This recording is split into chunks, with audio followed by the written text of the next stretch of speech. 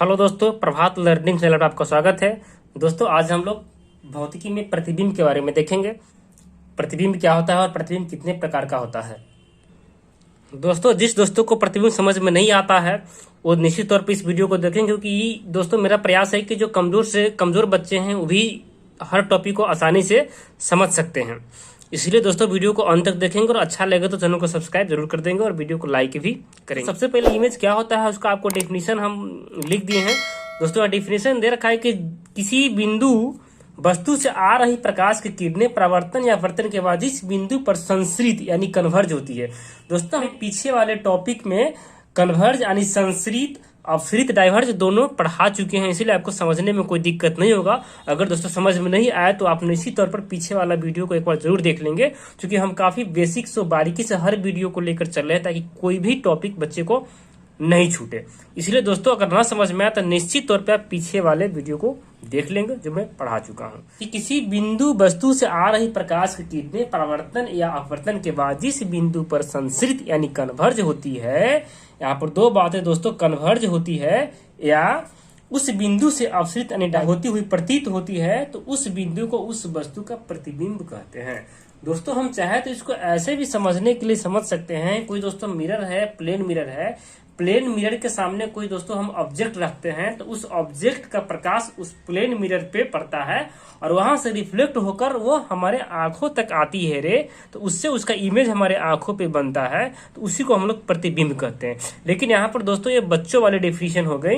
यहाँ पर हम लोग को प्रतिबिंब को बना कर दिखाना कि प्रतिबिंब कैसे बनता है, क्योंकि यहाँ पर प्रतिबिंब का जो प्रकार होता है दोस्तों दो प्रकार का होता है, एक वास्तविक प्रतिबिंब और एक काल्पनिक प्रतिबिंब। तो दोनों प्रतिबिंब का दोस्तों हम लोग डायग्राम बना करके इमेज बनाएंगे तो आपको 100% समझ में आ जाएगा।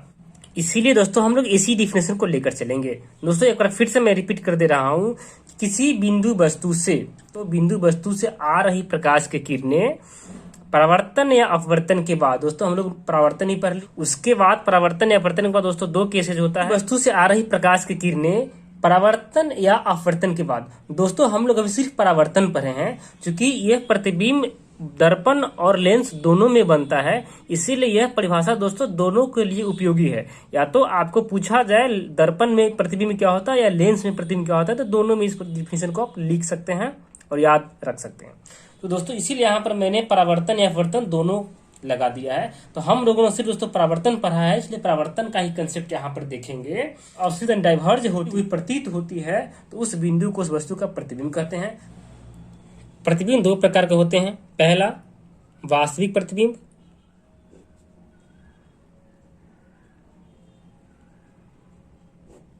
दूसरा काल्पनिक प्रतिबिंब। वास्तविक प्रतिबिंब को दोस्तों हम रियल इमेज कहते हैं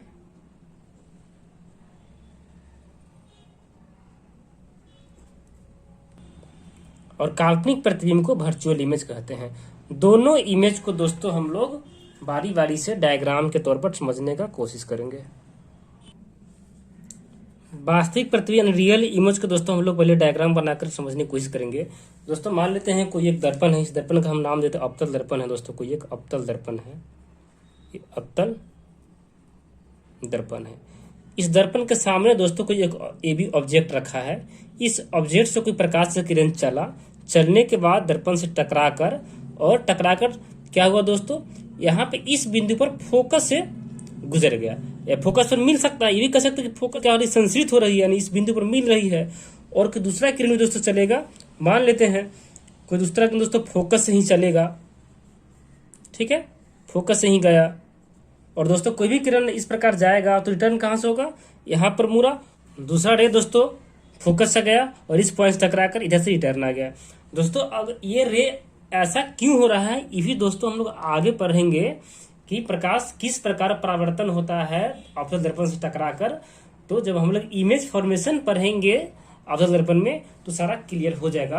फिलहाल दोस्तों कभी प्रकाश का किरण जो है दर्पण से टकरा करके इस प्रकार दोस्तों फोकस से गुजरेगा और जब फोकस जाएगा तो ऐसे गुजरेगा। तो इस प्रकार हम लोग क्या देख रहे हैं कि यहाँ पर दोनों रे कहाँ कट रहा है, यहाँ पे कट रहा है। और दोस्तों जितना भी रे हम चाहे तो यहाँ से क्रॉस करा सकते हैं, लेकिन हर रे को क्रॉस करने का एक रूल है जो हम लोग आगे पढ़ेंगे। तो यहाँ पर दोस्तों ये जो बन रहा है ए बी ऑब्जेक्ट है, तो यहाँ पर क्या देख रहे हैं कि A1 B1 जो है इसका इमेज बन रहा है। तो इस प्रकार दोस्तों ये वास्तविक कटान से जब बनता है, यहाँ पर दोस्तों क्या ये रियल दो रे ऑफ, पहला रे चला तो ये फोकस से क्रॉस किया, दूसरा रे चला फोकस से और इस पथ से गुजर गया, तो दोनों रो दोस्तों यहाँ पर क्या कट रहा है। तो जब वास्तविक कटान से जब बनेगा तो इसको हम लोग क्या कहेंगे, वास्तविक प्रतिबिंब कहेंगे। अब इसी को हम लोग डेफिनेशन से दोस्तों देख सकते हैं कि जब किसी बिंदु वस्तु यानी पॉइंट ऑब्जेक्ट, ये दोस्तों पॉइंट ऑब्जेक्ट है, से आ रही प्रकाश की किरणें परावर्तन के बाद एक बिंदु पर मिलती है। दोस्तों दोनों परावर्तन के बाद कहाँ है, इस बिंदु पर मिल रही है, इस पॉइंट पर दोनों क्या मिल रही है, तो वह बिंदु उस बिंदु वस्तु का वास्तविक प्रतिबिंब कहलाता है, यानी वास्तविक कटान से बना है, इसलिए दोस्तों हम लोग वास्तविक प्रतिबिंब कहेंगे। अर्थात ये भी कह सकते हैं वास्तविक प्रतिबिंब वास्तविक कटान से बनता है। यहाँ पर दोस्तों इसका इमेज बना दिए हैं, इस इमेज से भी दोस्तों देख सकते हैं कि वास्तविक प्रतिबिंब कैसे बनता है और कैसा होता है। और दोस्तों काल्पनिक प्रतिबिंब है, तो काल्पनिक प्रतिबिंब को हमने प्लेन मिरर पढ़े हैं, तो प्लेन मिरर में ही आपको काल्पनिक प्रतिबिंब बनाकर दिखाते हैं कैसा बनता है। यहाँ हम लोग दोस्तों काल्पनिक प्रतिबिंब को डायग्राम से समझने की कोशिश करेंगे। ये दोस्तों एक समतल दर्पण है, समतल दर्पण के सामने दोस्तों यहाँ पर ये पीछे कलर किया हुआ नहीं, मतलब कलर किया गया है, चांदी का कहिए या पारे का कलर किया गया है। इसके ऊपर में दोस्तों यहाँ पर कोई एक वस्तु ऑब्जेक्ट रखा हुआ है, तो ऑब्जेक्ट पे यहाँ पर दोस्तों क्या है कि ऑब्जेक्ट से कोई प्रकाश से किरण चलेगा, चलने के बाद में कहाँ पड़ेगा, ये समतल दर्पण पर। तो समतल दर्पण यहाँ पर दोस्तों हम लोग देख रहे हैं इस ऑब्जेक्ट को, जैसे प्रकाश से किरण इस पर पड़ा, पड़ने के बाद में ये रिफ्लेक्ट होकर के परावर्तन के बाद हमारे आंखों पर पड़ा, तो इसका प्रतिबिंब दोस्तों हमारे आंखों पर जो बन रहा है, और इसका प्रतिबिंब इस दर्पण से जितना आगे वस्तु रखा हुआ है उतना ही पीछे यहाँ पर इसका प्रतिबिंब दर्पण के पीछे दोस्तों बनेगा। तो ये जो प्रतिबिंब इसका बन रहा है क्या है कि यहाँ पर प्रतिबिंब इस डॉटेड लाइन जो दिखाए हैं ये बनता हुआ प्रतीत होता है दोस्तों। ये क्या होता है, बनता हुआ प्रतीत होता है, यानी इस प्रतिबिंब को हम लोग कभी भी पर्दे पर उतार नहीं सकते हैं। यानी दोस्तों हम लोग काल्पनिक प्रतिबिंब यानी आभासी प्रतिबिंब यानी वर्चुअल इमेज में क्या देख रहे हैं, यह प्रतिबिंब जो दोस्तों बनता है यह कैसा बनता है, काल्पनिक बनता है, यानी काल्पनिक कटान से बनता है। यह प्रतिबिंब दोस्तों एक बात और ध्यान रखना है, काल्पनिक प्रतिबिंब हमेशा सीधा होता है यानी इरेक्ट होता है, और वास्तविक प्रतिबिंब हमेशा उल्टा होता है। और वास्तविक प्रतिबिंब में हम लोग देखेंगे कि वास्तविक कटान से बनता है, और आभासी प्रतिबिंब यानी काल्पनिक प्रतिबिंब काल्पनिक कटान से बनता है। आभासी प्रतिबिंब हमेशा सीधा होता है और वास्तविक प्रतिबिंब हमेशा उल्टा होता है। ये दोस्तों प्रतिबिंब जो बना है काल्पनिक प्रतिबिंब, इसको हम लोग पर्दे पर नहीं उतार सकते हैं, बट वास्तविक प्रतिबिंब को पर्दे पर उतारा जा सकता है। दोस्तों यह प्रतिबिंब दर्पण के पीछे बनता है, यानी काल्पनिक प्रतिबिंब दर्पण के पीछे बनता है और वास्तविक प्रतिबिंब दर्पण के सामने बनता है। इस प्रकार दोस्तों हम काल्पनिक प्रतिबिंब और वास्तविक प्रतिबिंब में अंतर भी समझ सकते हैं। इसका दोस्तों अगर डेफिनेशन लिखना चाहे तो डेफिनेशन भी देख सकते हैं। जब किसी वस्तु से आ रही प्रकाश की किरणें परावर्तन या अपवर्तन के बाद जिस एक बिंदु से अपसृत होता हुआ प्रतीत होता है, तो वह बिंदु उस बिंदु वस्तु का काल्पनिक प्रतिबिंब या आभासी प्रतिबिंब कहलाता है। अर्थात यह प्रतिबिंब काल्पनिक कटान से बनता है। दोस्तों यहाँ पर इमेज में भी स्पष्ट है, इसमें जो प्रतिबिंब बन रहा है वो काल्पनिक कटान से, कोई वस्तु यहाँ पर चला, चलने के बाद में दोस्तों क्या रिफ्लेक्ट हो रहा है, मतलब यहाँ पर अपसृत हो रहा है।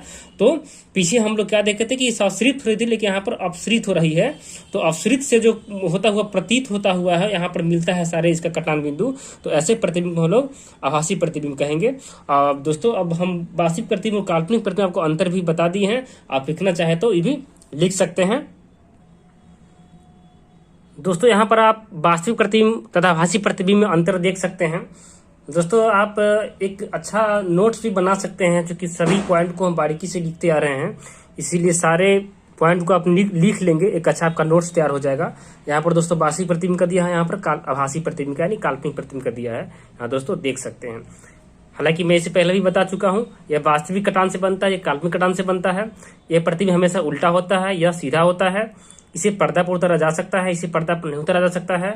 यह दर्पण के सामने बनता है, दर्पण के पीछे बनता है। यानी कि दोस्तों ये काल्पनिक वास्तविक प्रतिबिंब कर रहा है और ये काल्पनिक प्रतिबिंब कर रहा है। इसको दोस्तों हम अलग अलग भी करके दिखा सकते हैं। इसको दोस्तों आप आराम से नोट्स के तौर पर लिख लेंगे। धन्यवाद दोस्तों, आज का वीडियो में इतना ही।